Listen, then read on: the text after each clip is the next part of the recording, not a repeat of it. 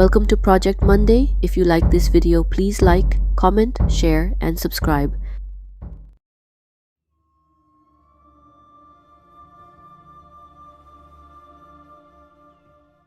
Once upon a time, there was a widow named Longkongla who lived in a village called Chungli Yimti. One day, while she was weaving a cloth, she saw a hornbill flying overhead.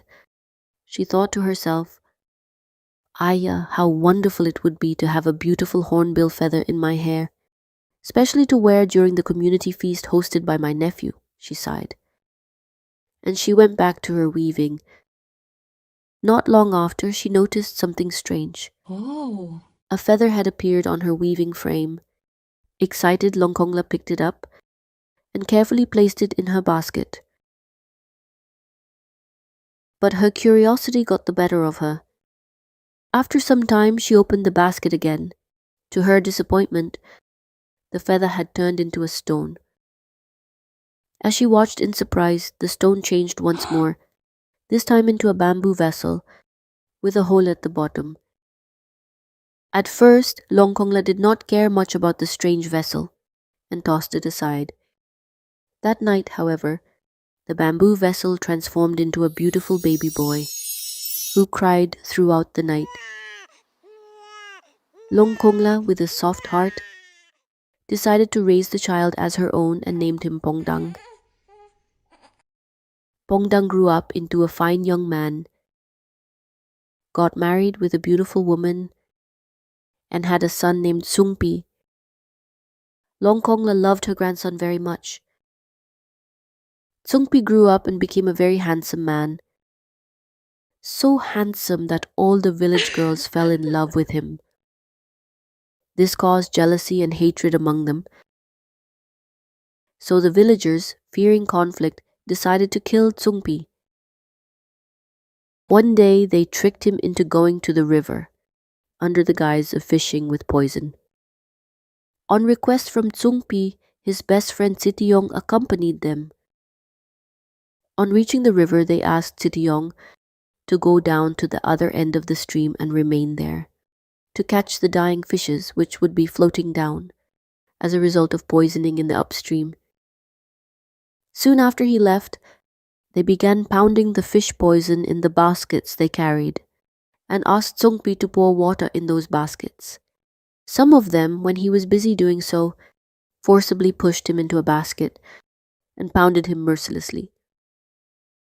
Sungpi's best friend, Sitiyong, while waiting for the fishes, noticed something odd. He rushed to the riverbank and saw a small toe washed ashore. Sensing something terrible had happened to Sungpi, he searched for his friend but in vain. He picked up the toe and showed it to Longkongla. When Longkongla heard what had happened, she was heartbroken and furious. She swore revenge on the villagers. The next day, while all the adults were out working in the fields, Longkongla killed a pig and invited all the village children to her house for a feast. As they ate, Longkongla quietly slipped out and locked the door from outside. Two children who had been standing outside her house came up to her. She invited them in too, but as they entered, she trapped them under a heavy table. Then, she set the house on fire, burning all the children inside. The two under the table managed to escape, but with serious burns.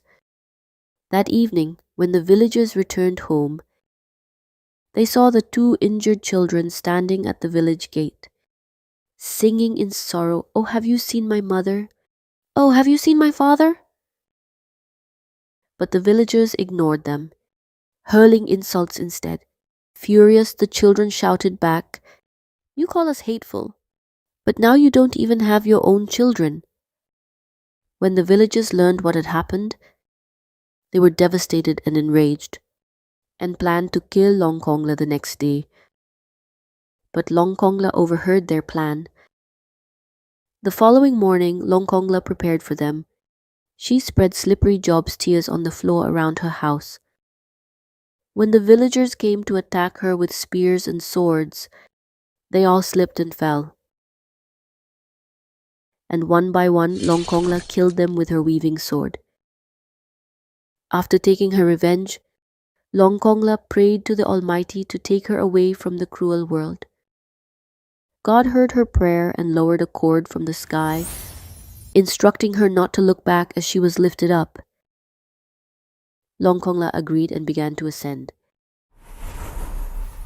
But as she rose, she heard her pigs grunting, her cows mooing, her dogs barking, and her chickens clucking. This touched her sentiment very deeply. At the same time, her heart grew heavy with the thought that others would take her animals. And in a moment of weakness, she forgot God's warning. She looked down and angrily shouted, "Let my pigs turn into wild boars, my dogs into jackals, my cows into sambars, and my hens into wild hens." But as soon as she looked down, the cord snapped. Longkongla fell from the sky and impaled herself on a parasol leaf tree also known as Kabo Sungdong in Ao dialect. Among the Ao Nagas, the Kabo tree holds a story, particularly due to the red gel-like substance inside its trunk, which is believed to represent the blood of Longkongla, which reflects the intertwining of nature and mythology.